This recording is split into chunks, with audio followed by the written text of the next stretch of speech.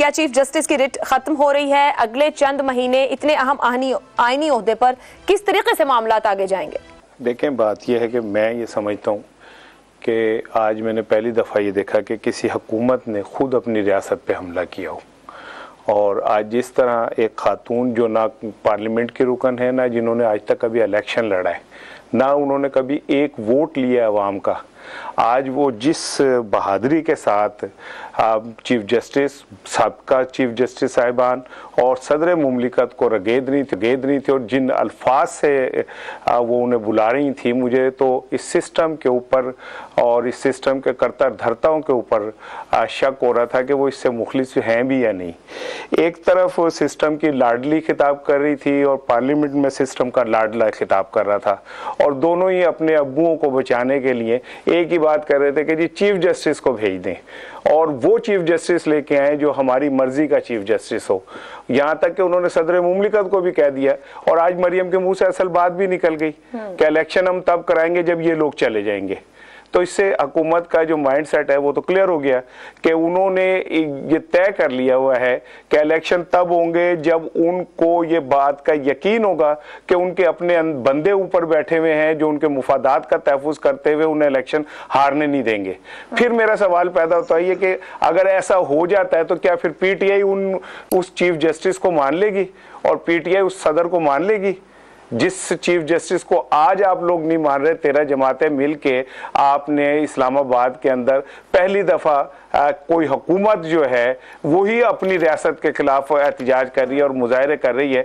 तो मुझे तो आज बड़ा दुख हुआ इस सिस्टम के ऊपर, जिस सिस्टम के अंदर एक लाडला और एक लाडली जिनकी कोई पलड़ों की बराबरी, लेवल प्लेइंग फील्ड जिस तरह भी आपने बात रखी, ये तो फिर कोई भी नहीं मानेगा निजाम को। आज एक ना माने, कल दूसरा ना माने, तो फिर तो मामला कैसे आगे? तो कह रहे हैं कि इंतखाबात करा दें, वो कब नहीं मान रहे, वो तो कह रहे हैं इंतखाबात करा दें, वो तो कह रहे हैं अभी कराएं। जो आप जिनका कह रहे हैं कि वो कह रहे हैं वो जाएंगे तो होंगे, तो वो कह रहे हैं कि ये इनके फैसिलिटेटर हैं, वो कहते हैं वो उनके फैसिलिटेटर हैं। क्या जो ये फैसिलिटेटर तमाम निजाम के अंदर जुमले के ऊपर शोर मचा हुआ है कि आपको देखकर खुशी हुई, क्या चीफ जस्टिस ने बिलावल भुट्टो को देख के नहीं कहा था कि आपके चेहरे की मुस्कुराहट देख के हमें बहुत अच्छा लगा है? क्या चीफ जस्टिस ने शहबाज शरीफ को नहीं कहा था कि आपके चेहरे की संजीदगी से हमें लगता है कि सिस्टम से कोई बेहतरी निकलेगी? मुझे करेक्ट कर दीजिएगा, वो बतौर मुल्जिम कोई रिलीफ लेने गए थे? जी पेश हुए थे, तो और किस लिए गए थे?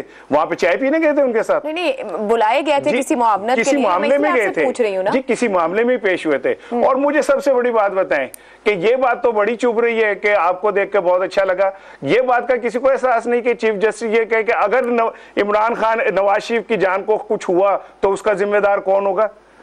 जब चीफ जस्टिस हाथ फैला के ऐसे खड़े होके नवाज शरीफ के सामने खड़े हो गए कि इनको कुछ नहीं होना चाहिए, इन्हें बाहर भेजें 17 साल के मुजरिम को, ठीक है 17 साल की सजा हुई है, लेकिन इन्हें बाहर भेज दें, और बार बार चीफ जस्टिस कहें कि अगर नवाज शरीफ को 24 घंटों में कुछ हुआ तो फिर कौन जिम्मेदार होगा? तो तब ये लाडले नहीं थे, तब ये चीफ जस्टिस साहिबान नहीं थे क्या? जब 50 रुपए के स्टाम्प पे आप किसी को बाहर भेज देते 17 साल के सजा याफ्ता को, तो ये सिस्टम के जो थे लाडले, ये लाडले नहीं थे?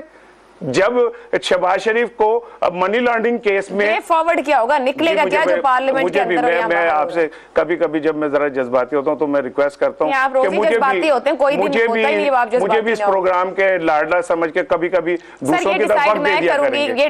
मैं तो आपकी हकमियत को चैलेंज ही नहीं कर रहा, मैं तो हकमियत मरियम बिलावल हूँ जो आपकी हकमियत को चैलेंज करूंगा। पार्लियामेंट के अंदर शोर कर रहे हैं, जो बाहर कर रहे हैं, जब मैं यही अर्ज करने जा रहा हूँ कि मुझे एक बात का जवाब दें कि ये जो पार्लियामेंट में बोल रहे हैं या जो बाहर बोल रहे हैं, ये बोल तो सिर्फ एक ही बात रहे कि आप सब जाएं और हमारी मर्जी के लोग आएं, और हमारी मर्जी के लोग आएंगे तो हम फिर इलेक्शन कराएंगे। तो फिर इस सिस्टम को बंद कर दें। आप कह दें कि जी बस ये सिस्टम इनकी ख्वाहिशों से चलना है, इनकी मर्जी से चलना है। सदर को भी चौधरी साहब, बात तो एक आज अंदर और बाहर जितनी सख्त तनकीद की गई और फिर इस्तीफे का मुतालबा, सर होने को क्या जा रहा है ऐवान अदल के अंदर, और क्या ये तरीका दुरुस्त है कि जत्थों की बुनियाद पर लाकर ऐसे मुतालबात किए जाएं? अब पहले तो जो हो रहा है उसकी बात कर लेते हैं, होने जो जा रहा है उसके बाद में बात कर लेंगे। इस वक्त जो हो रहा है ना सुप्रीम कोर्ट के बाहर, मैं समझता हूँ ये सियासत और जमहूरियत और आइन और कानून का जनाजा निकाला जा रहा है। अगर यहाँ पर इस मुल्क में आइन और कानून और जमहूरियत और सियासत अगर जिम्मेदारी या इंटरेस्ट या मफाद किसी का बनता है तो वो दो हमारे part of or segments of society समझ लीजिए, एक पार्लियामेंट और एक जो हुकूमत होती है सियासी पॉलिटिकल पार्टीज और पार्लियामेंट मिलके इन चीज़ों का दिफा करती हैं क्योंकि इन्हीं की बुनियाद पे उनकी अपनी वक़्त और अपनी हैसियत होती है। लेकिन आज उन्हीं का जनाजा निकाल रहे हैं, अपने ही जिस जड़ पे जिस दरख्त पे बैठे हैं उसकी ब्रांचेस काटे जा रहे हैं। ये है हाल इस वक्त जो आपको नजर आ रहा है, ये हो रहा है। अब बदकिस्मती दूसरी बात ये है कि ये समझा जाता है कि जो लोग सुन रहे हैं, जो देख रहे हैं, वो शायद पागल हैं। वो पागल नहीं है, वो आपकी एक एक चीज और एक एक हरकत को समझते हैं और आप ये क्यों कैसे कर रहे हैं। इसका ये मतलब नहीं कि इमरान खान ने जो 3 दिन पहले किया वो ठीक था। इमरान खान ने जो किया उसको नजर में देखा गया, जिस नजर में किया, जिस तरीके से किया, और जो ये कर रहे हैं वो भी आपके सामने है। इसलिए खुदारा इसको किसी किस्म की कोई बहुत बड़ी मुहिम बाजी ना समझा जाए, लेकिन आप चूंकि सवाल बड़ा इंपॉर्टेंट है इसलिए उसका जवाब देना चाहते हैं। एक छोटा सा और नुक्ता, यही चीफ जस्टिस उमर अताब बंदयाल साहब जिनको बार बार इस नाम से पुकारा जा रहा है, अगर ये 3 काम करते हैं ना, ये कहते हैं इलेक्शन की कोई जरूरत नहीं है, आइन की ऐसी की तैसी, छोड़ दो, आराम करो, जब हो जाएगा, जब कर सके उस वक्त कर लेना, एक ये कह दें। दूसरा ये कह दें कि इमरान खान की जितनी जमानतें मैंने दी हैं सब कैंसिल, कोई जमानत कहीं से नहीं मिलेगी और इसको हर जगह पे जाके में डालो और इसको पता लगे कि असल में यहाँ पे रहता है कौन और ताकत किसके हाथ में है। और तीसरा, जब हम कभी इमरजेंसी लगाएं तो उस इमरजेंसी को भी हम रास्ता निकाल लेंगे आपकी इमरजेंसी को जस्टिफाई कर। अगर ये 3 काम हो जाएं, इस उमर अताब बंदयाल जैसा चीफ जस्टिस पूरी पाकिस्तान की तारीख में नहीं आया होगा इन्हीं 13 पार्टियों के हिसाब से। ये सुभान अल्लाह, बहुत अच्छा। तीसरी बात एक और देखिए, सजाद अली शाह को हटाने के लिए या इफ्तिखार चौधरी को हटाने, इफ्तिखार चौधरी की एग्जाम्पल गलत है, सजाद अली शाह की जायज है क्योंकि उसके ही बाहर, घर के बाहर, दफ्तर के बाहर ये जमघटा बैठा हुआ। एक तरीका था असॉल्ट करने का, उस असॉल्ट के बावजूद सजाद अली शाह भागा नहीं था। वो भागा उस वक्त था जब आर्बिटर बीच में आया था। आर्बिटर कौन था? जहांगीर करामत।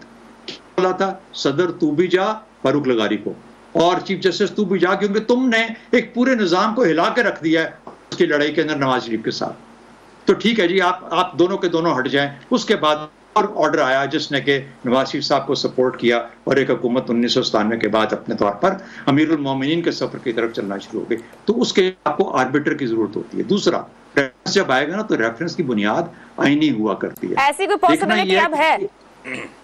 चीफ जस्टिस ने सुने, मतलब ये इसलिए कि मुझे चीफ जस्टिस की शक्ल पसंद नहीं है या उसने वो फैसला नहीं किया जिसको मैं पसंद नहीं करता, तो मैं रेफरेंस तो नहीं रेज कर सकता।